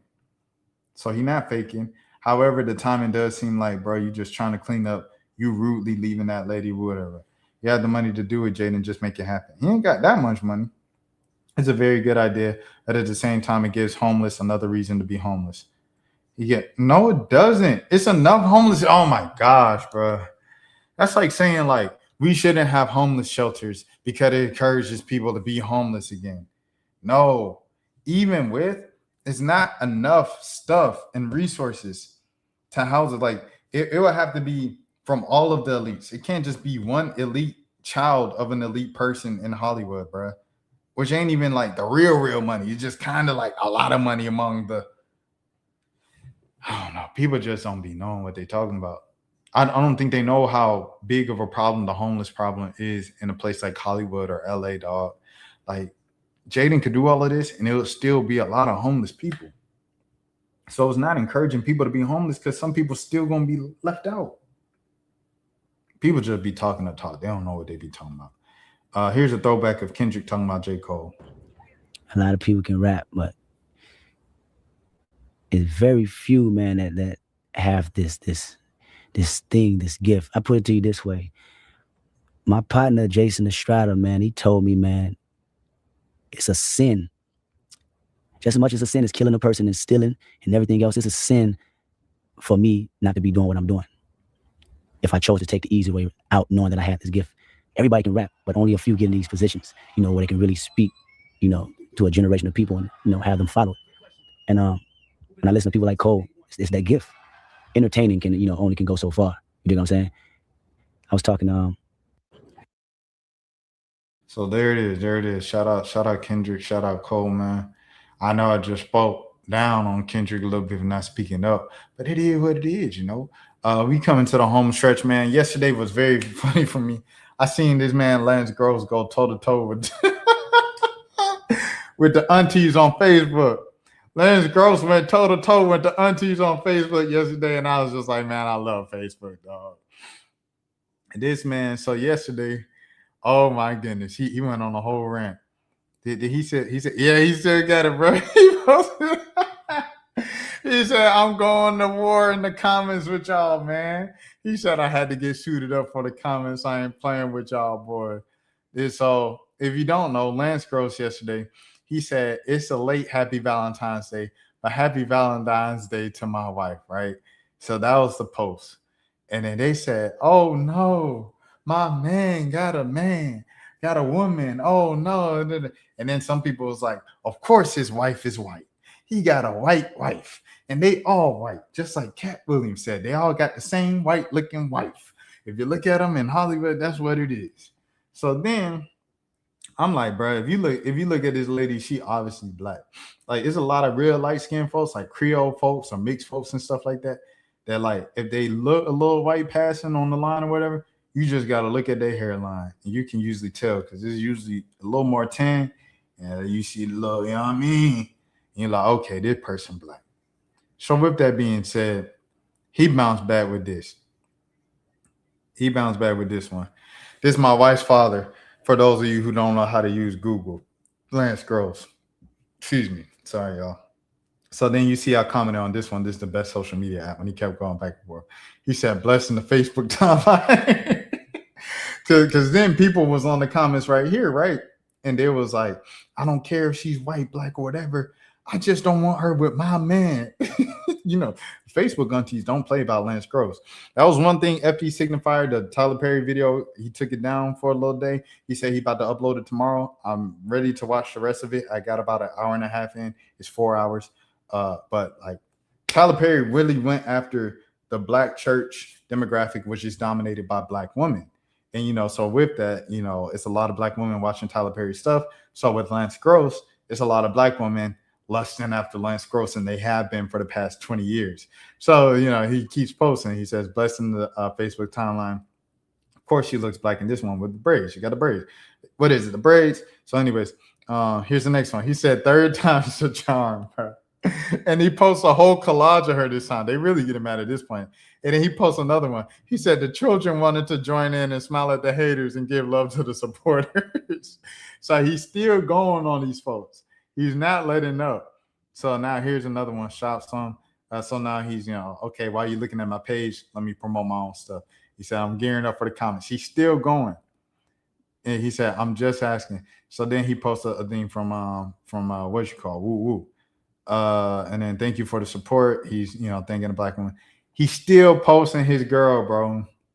So he posts his wife and everything like that for the rest of the night. And everything else just looks like scheduled posts and regular social media manager approved schedule, all that stuff. I thought that was really funny, man. He went back and forth with the Facebook aunties. That's my favorite Kendrick quote of all time. Go back to it consistently. Man, yeah. I know I went to a show and he was saying, I do it for y'all, who can't rap, to be a voice of the people and this, everything. So he been on that for a little minute, you know what I mean? Let me see. For driving with the device in your right hand, even if you don't have a right hand. All right, man. So you're gonna receive a citation for wireless communication device handheld while driving. We got to put the phone down as we operate a motor vehicle. Oh, and you put on there that you saw me with my right hand holding it. Yeah. I did not put that. No. If you want to take it, But that's what you said when you pulled me over. Yes, that you saw me holding my device with my right hand. I'm not disagreeing with you. Yes, that's what I said. Okay. Yes. So if you want to take it to court, And that's what you saw. that's what I said. That's what you said you saw. Yes. Okay. Okay. If you want to take it to court, option 5 on the back of the ticket. That's how you take that ticket to court. Do you have any questions for me? No. Thank you. Have a good day.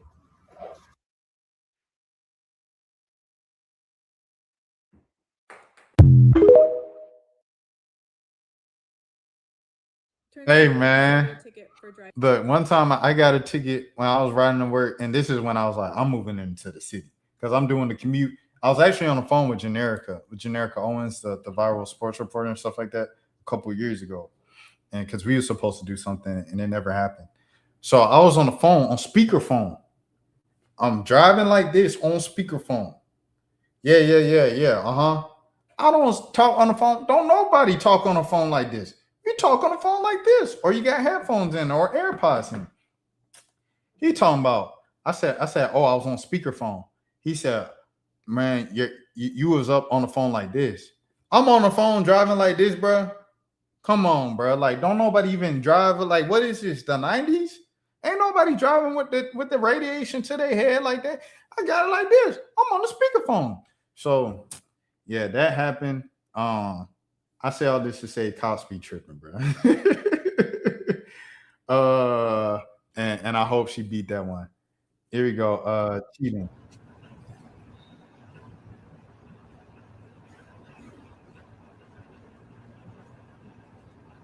I haven't been seeing anybody. Okay, well, go on. Read the messages.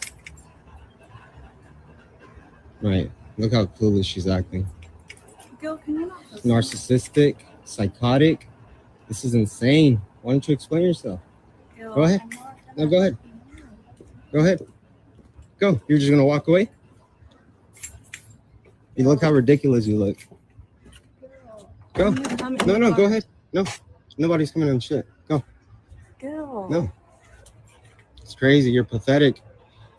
All that fucking shit you did to me, blaming me for shit, accusing me of things, because you felt guilty the whole fucking time.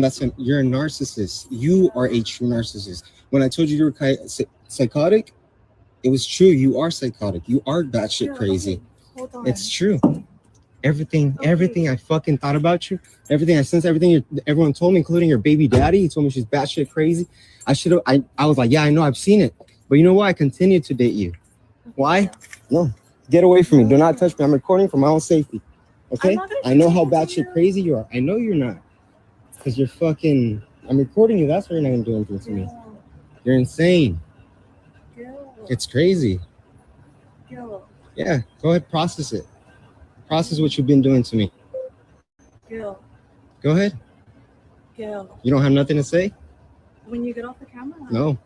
And when you go. No. Fuck no. What, so you can hurt me or something? No, but I want to talk to you. No, there is no talking, Leslie. No, I want That's to it. talk to you. I hope you live a miserable fucking life. I hope your dating life goes to shit. This is exactly why your dating life is shit. That's why everyone is blocked, right? Because you're fucking crazy. Okay. You're psychotic. Okay. You're insane. Yes, that's all you have to say is okay. You're fucking pathetic. Yeah. Like I said before, you are pathetic. Pathetic. What are you? It ain't going that bad if she cheating. If she cheating, somebody else out there, she done got you and the man she cheating with. At least one of them. And she said, can you turn off the camera? You can see it in her eyes. She ready to attack him whenever he put that phone down. She said, can you stop? You see going, look. Hey, come on now. Man, I ain't playing with, man. Look.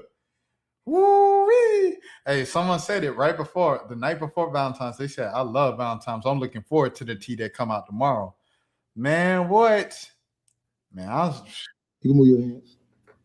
Yeah. Mm-hmm. You like this? Setting the bars though. You see all that's right here? Mm-hmm. Happy anniversary, baby. Happy anniversary. This cool. This cool. Yeah. What the hell you mean it's cool? Girl, you don't see you all over the place?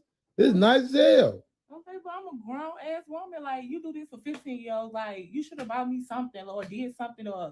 So this ain't good enough. Look at all this. This is romantic as fuck. Okay, but I'm grown as fuck. Like, this is childish. Bro, like, you talking about you cool. grown? It's cool. Grown people don't complain about stuff that somebody I gives said them. it's cool. Like, it's cool. You know? It's That's all it is all right, cool. I just try to show you I appreciate you. I show you a whole little room, you know what I'm saying? Running this room and all, got it together. Look, nice picture of us. All this you spent on this, you could have spent this on something, like something else, going out drinking or something like something. Like, you want to do that? We can just buy together. You tripping. I just hooked us up, bro. I buy with you every day. I buy with you every day. This would be here all the time. Like, you ain't grateful for shit, bro. Hey, it's crazy because I was about to give like a serious response to this, and then I seen who was recording. This looked like Big Homie Blocks. This is a skit. This is a skit. I was like, what? She did what? This is a skit. And people talking about it too. It worked. Them be the best skits. You worry about what you vibing with, man. At the end of the day, I'm trying to do something nice for you. So you don't like this like that? Yeah, all right, man. Fuck this anniversary, for real. That is crazy, but hold on. Let me see. That's Big Homie Blocks, right? I'm tripping. That ain't Buddy? That's Buddy? Let me see. She thought I forgot. Happy Valentine. This is the same dude, right?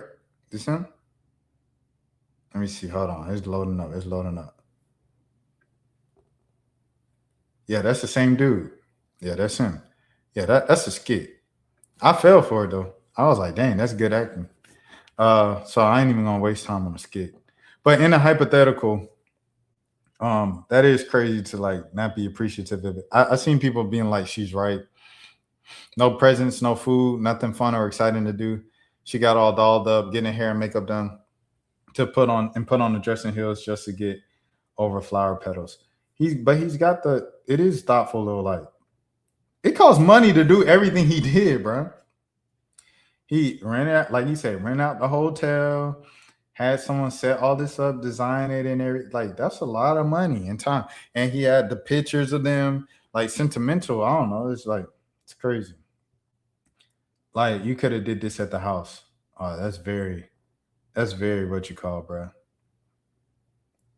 And that's expensive. You could have did all of this after y'all went out to dinner. Y'all did activities and gifts were exchanged.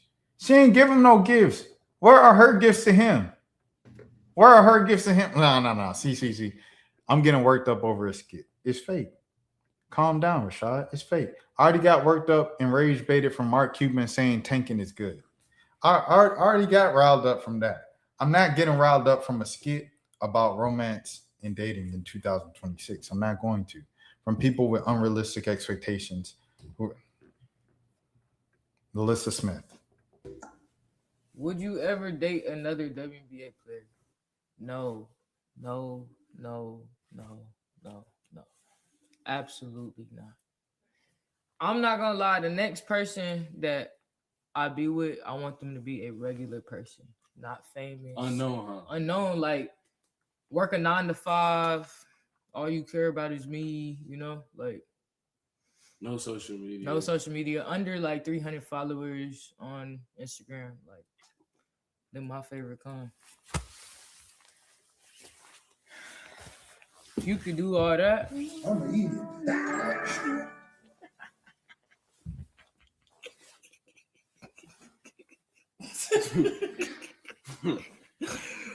Whoa, check. Man. I hope the next person I meet is at the library or at church. Something like that. It's crazy. Yeah. So I know you boring, like to stay in the house. When's the last time you've been to the library? When's the last time you've been to church? Next. Crying back at this. This is extremely funny, but it also confirms our feeling I have for a while. Nalissa blocks Angel Reese in our past searches. Yeah, Nalissa Smith blocks Angel Reese. That is funny. Nameless, Lil Key, Najee Harris, Nate Robinson versus Jake Paul, Najee Harris. Dang, Najee Harris searched up that much? They must be in like, oh, well, I guess NA, huh? They might be in like Alabama ties or something like that. I ain't know Najee Harris had that much motion. Let me see. I'm gonna look it up right now. Let's see. I'm gonna expose myself right here. Oh, I got Tony Snow subtweet Sean for Fat Tuesday, of course. NBA Evil Eye Mike. Listen to a lot of Mike. Lareezy to watch the documentary. FD Signifier to watch the documentary. Ray on the 520 Club. Myself because I wanted to pull up one of my videos. Tina Turtle because I was looking for her music video. Toddy got my brother. Deep sleep music. I play that every night to go to sleep. Yeah, I'm not gonna say. That's one of my favorite memes. Okay, let me see. NA. No, it's a completely different NA.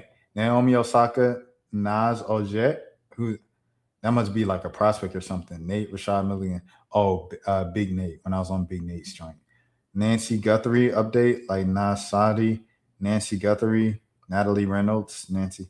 Yeah, it's a whole different NA. Nas is down here. So who's Nas Ojet? Is that a? Oh, that's a prospect. Oh, this is a prospect. See? So you see my searches, man. I just exposed myself. It's nothing but prospects and NBA and hip hop people. All right, next. They're getting on the game. Oh, this is India. I've been through a lot. I've been through a lot in my teenage phase. I went through a lot in my 20s. I made a lot of mistakes, and there was a lot of people who drugged me through the dirt for it. And I believed it for a long time. I wasn't nice to myself because of what others said about me until I knew who I really was and whose I really was, which is yours, Lord. Now nobody can shake how I feel about myself. Nobody can change how I feel about myself. Nobody can change how I view myself. I've been through a lot. It's sad, man. Powerful, what you call too. Reminiscing on mistakes in her teenage days after she turned 30. The game, you going to jail. Because y'all obviously know the game and India loves thing. This is very sad. She got fame for being pretty and having a nice body at 14 years old. She's been on the internet since she was a child. Her parents failed her. As your frontal lobe starts to develop, you realize a lot. I've shared similar tears on what I allowed, and I thought it was okay as well, and not having proper parenting to have prevented it. Yeah, that's sad. I'm sorry to hear that, man. Zach King surprises kids. I have a little trick. Let's see if I can do something. Come over here and minimize this. And I stood over here that has somewhere. For some images that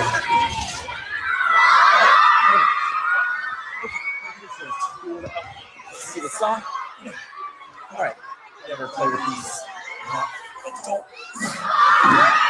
Okay. Hold on, I'm gonna try this.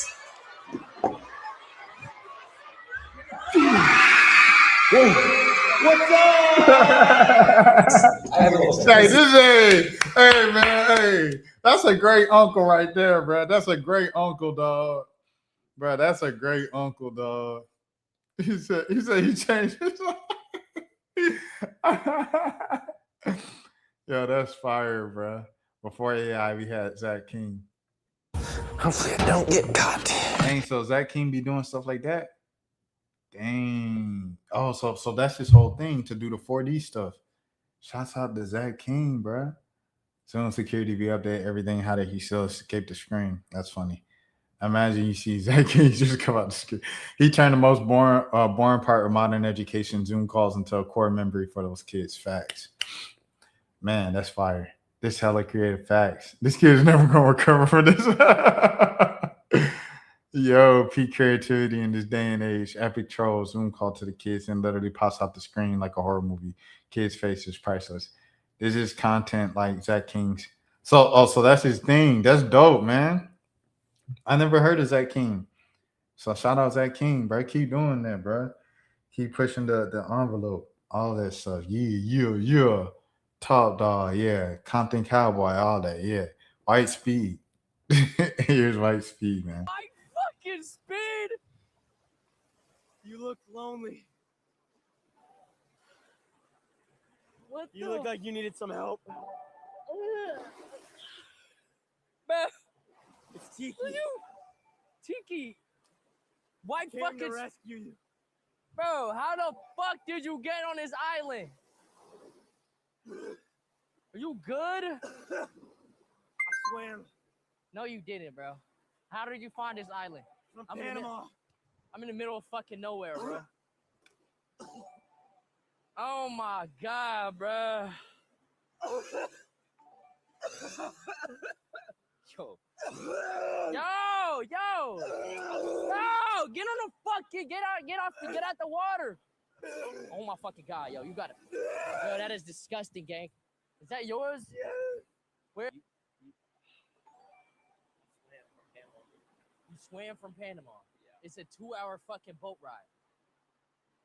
I started after you dropped your trailer. I knew you were lonely for Valentine's Day. So. You got any food for me? I got some help for you on the way.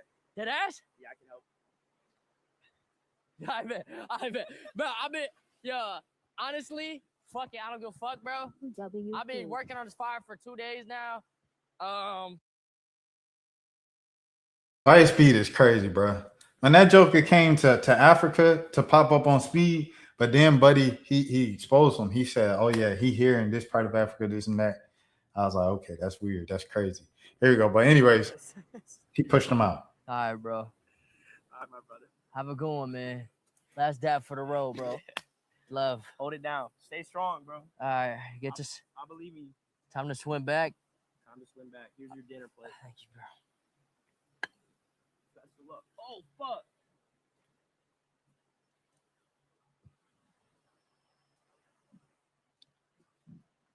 Yes. All right, bro. All right, my brother. Have a good one, man. Last dab for the road, bro. Love. Hold it down. Stay strong, bro. All right, get this. I believe in you. Time to swim back. Time to swim back. Here's your dinner plate. Thank you, bro. He sent that boy back. Fire Speed crazy, boy. That's a crazy stream snipe. Here's Max versus Melvin. Fuck, nigga. Snipe. I'm on it. Oh, I'm on it. Ooh. Shot. Oh, fuck. 3. Bro, get in there, Duffy.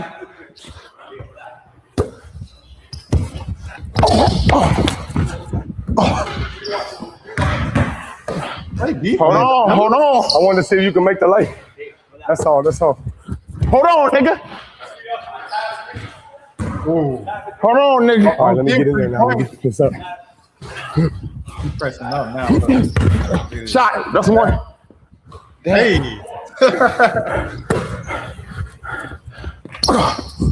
Green, nigga. Ooh. You shouldn't have given him them free points, Jello. Oh.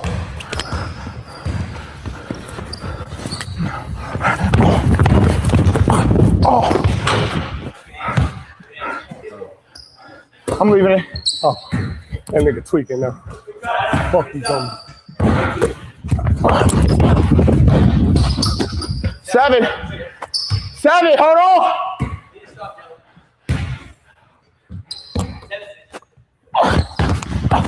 Game time! Hold on, time out, nigga. Game time! Give me that 10-day! A sneak NBA, give me that 10-day! ESPN, my name is Crack One Max. Stop fucking playing. Let's go. We went bold. Fuck is you saying? If anything, this ain't even show Jello how Playboy Max was better. It just exposed how bad he is on defense. he really it's like oh, I'm talking about St. Joe night. It's on like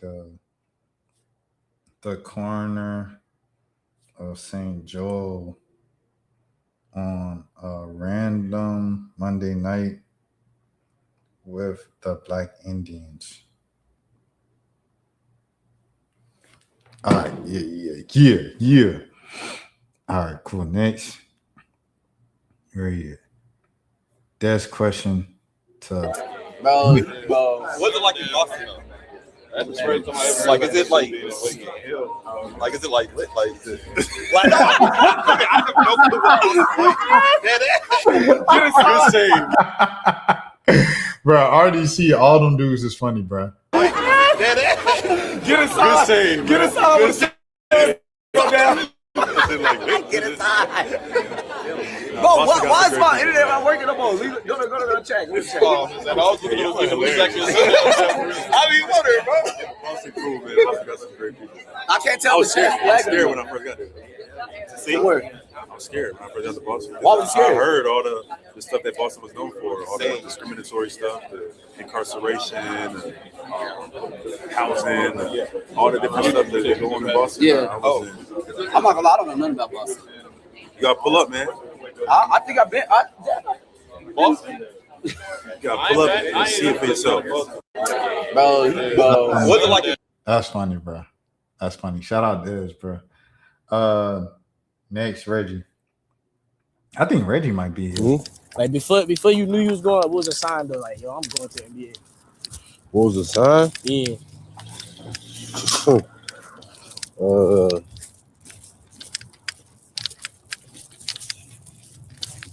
Shit. I was just better than niggas. Like every time I play, I'll be better than everybody. Okay. I'm like, this gotta mean something. All right. Then I became 6'7" too. But how you become 6'7" though? What else is it for a nigga to do at 6'7" in the hoop? No, I'm saying like how you get that tall though? Like, is it a secret or not? Shit, nah, fuck no. I was in foul. Like before. So yeah, Najee Marshall, CJ McCollum, back in the city for the Mardi Gras festivities. Missy is out here too. You know, people just having a good time, bro. People just having a good time. There's hooping. Oh, hold on. We lost connection. I'm going out to this one. Look, just points, cash, okay, pump fake, spin, okay, left, double, okay. Use the screen right there, pull up. He definitely not the best streaming hooper, but he's good. Splits the double team right there, keeps the defender on his hip. Uses his right to shield off. He nice. He nice though. He's strategic. There he goes on J Cinco. Body, back down, spin move off the glass. Here you go. All right, step back. Hey, cash money. Taking over for the 9-9 and 2. Gets it. Like nice little square tweener. Okay, back down, spin move. Okay, good. He got game, bro. He got IQ. He got a bag for sure. He not the best. Jab, pull up, smooth, mellow, midi. Look at Kai going crazy. Tweener, cross, tweener. Okay, hezzy. Okay, who's that? Punka he guarding him? Off the glass. That's not Punga. That's somebody else. No, that's Punga. Okay. Oh, one dribble, step back. Oh my gosh. 3-ball, cash. He not the best, but he good. Tweener. All right, tweener. Okay, hezzy. Okay, side step, pull up, good. Cash money, just like Kyrie. Kai said, Miss Kai streaming. Here we go, tweener. Okay, looking, side step. Ooh, cash. Here we go, tweener, back. 3-ball, cash. There we go. Okay. Ooh, behind the back. Yes, sir. Right around the rim, did he go in? OT, let's do it. ATL, what we talking about? 3-ball, cash. Pull up, cash. The John Morant silly. It is crazy when Ray be talking about it ain't nothing to do in Atlanta. Like, you tweaking, bro. I got access to the OTE courts and come on, bro. The A&P crib, like, y'all have stuff to do just being with A&P in them and costing that. Cross right there, pull up. Oh, around the rim, they go in on highest way at UCLA. All right, tweener. Okay. All right. Oh, tweener. Hey. Oh, pick up, cash. Stop playing with him off the glass. Yeah, that's. Oh.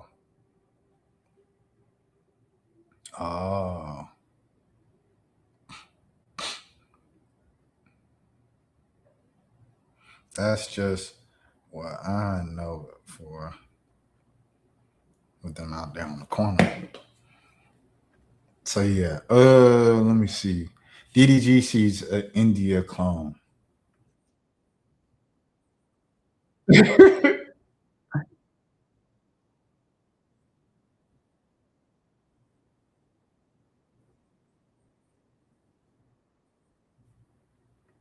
And then how they say is our clone.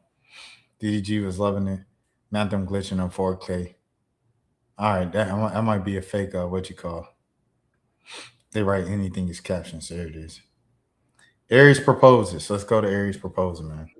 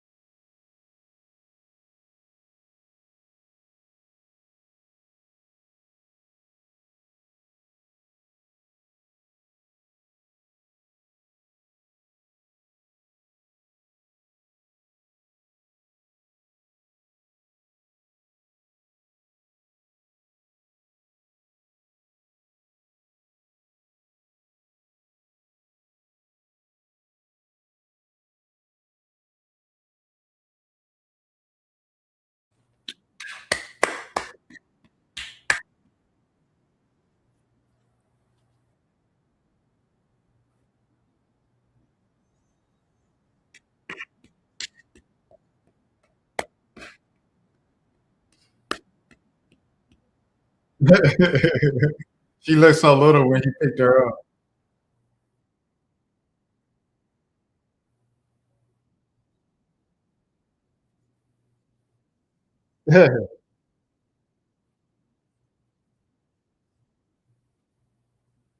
Hey yo, but that's beautiful, man.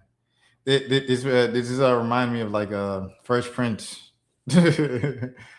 Man, that's beautiful. Congratulations to Aries. Congratulations, TT.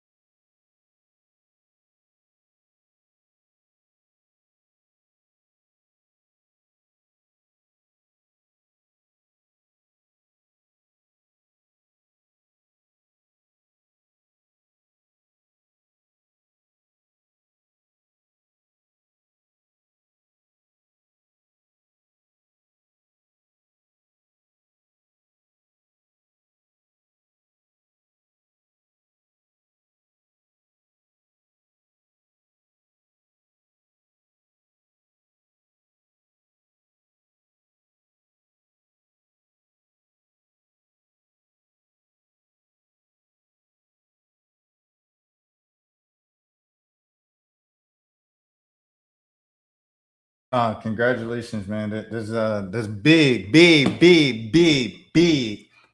Lotto, big Gary's, big TT. Here come the photos, man.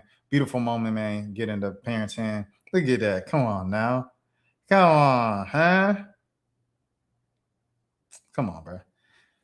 Real man don't need a billionaire brother-in-law to afford a ring. Chill out. Salute to TT, man. Shout out Aries, bro. And India Love with the congratulations.